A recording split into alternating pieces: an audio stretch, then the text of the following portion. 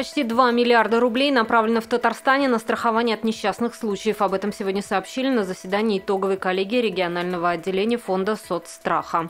В 2018 году общий объем финансовых поступлений составил 18,5 миллиардов рублей.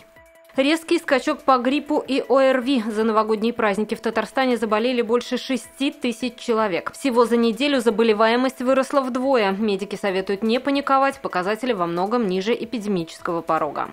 Экипаж челнинской команды «КамАЗ-Мастер» под управлением Эдуарда Николаева третьим пришел к финишу на 7-м этапе Дакара. По итогам этапов первое место у команды Николаева, на втором экипаж Сотникова, третьим идет Дерой.